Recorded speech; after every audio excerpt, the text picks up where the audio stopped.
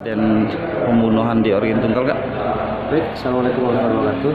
Untuk kejadian yang di Tikim, kami menunggu laporan tertulis dari pihak pemerintah setempat, pemerintah desa dan kecamatan, untuk bahan kami melakukan tindak lanjut dan akan kita lakukan penegakan terhadap Perda 1 2020 mengenai hiburan malam. Saya selaku Kepala Satuan sudah perintahkan PPNS untuk memanggil, minta surat dulu laporan dari pemerintah untuk melakukan pemanggilan terhadap keluarga yang melaksanakan hajatan dengan pemilik organ tunggal. Satu prinsip, kuncinya ada di dua ini, tuan rumah dan pemain organ. Kami aparat terbatas jumlah, terbatas waktu.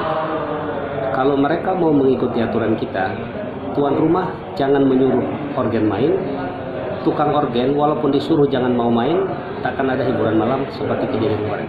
Dan ini akan kita jadikan sebagai momen untuk tindak lanjut secepatnya.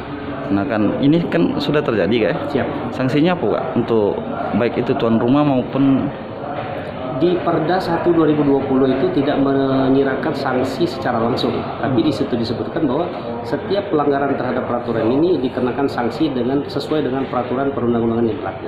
Jadi kita akan koordinasi dengan pihak kepolisian, sanksi apa, karena ada kaitannya dengan hilangnya nyawa seseorang.